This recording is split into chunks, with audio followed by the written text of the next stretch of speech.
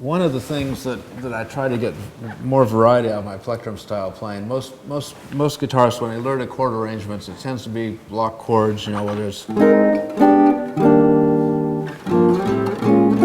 because it's, you know, it's work to get the chords together. I like to try to make this melody sing out a little more above the chords and separate the melody from the accompaniment a little bit. And a very simple way to do that first is just hit the melody note first, then the rest of the chord. You could even use these same voicings I wrote in this arrangement.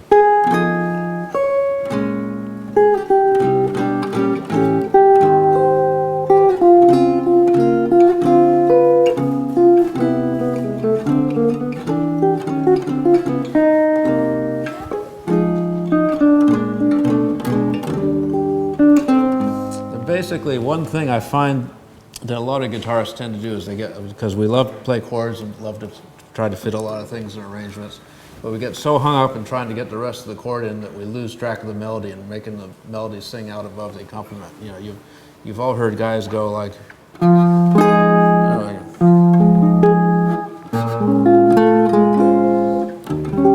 I'm not doing a very good job of this, but anyhow, you get the idea.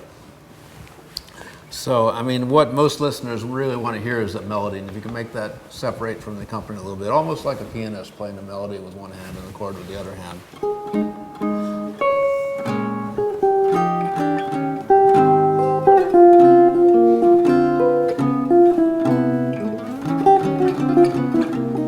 So that's one thing you can do.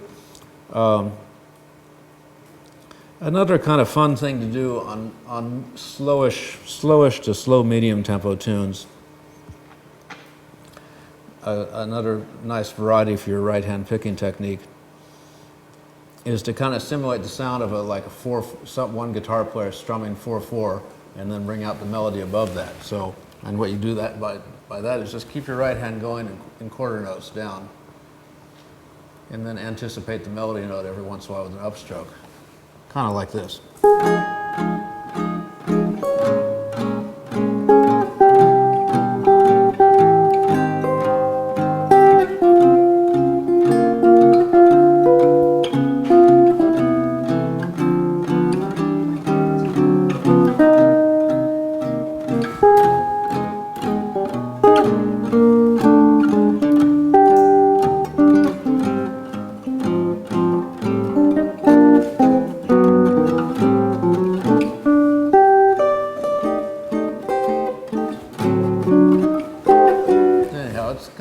Technique. It's very useful in some situations. Again, it'll give you a little more variety rather than just playing block chords. And one other thing, I don't have examples written out for all these, but I'm just kind of planting the ideas in your mind so that it'll come out later when you least suspect. Try putting the melody on one of the lower strings and finding a chord that fits above it.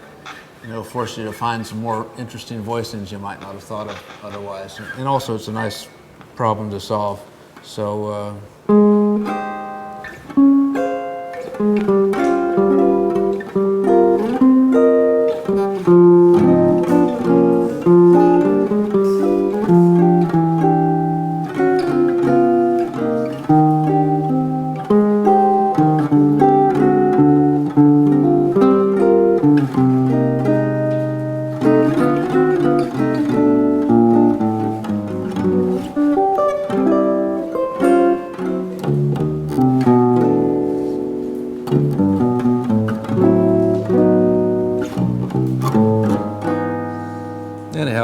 it forces you to be a little more aware of the whole picture of the chord and find ways to fit.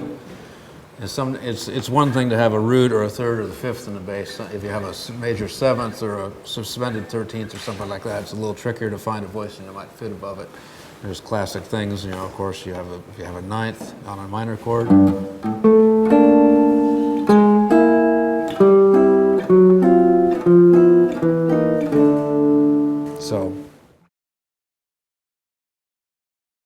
you know, you do have to build up. You have to learn to. You have to get beyond what you already know, and you have to force yourself to get things in your ear by playing them and realizing what they are. But I think playing what you hear is the most important, just to get used to the connection between your fingers and your mind and your ear, you know, as a guitarist. But you do have to, again, like try to take small amounts of material and really digest it and really understand what's going on, and then find other ways to do it. So you're not just learning a set arrangement and learning how to just mimic it like a monkey or something. You want to understand what's going on. That way, if you get lost, you can still find another way through it.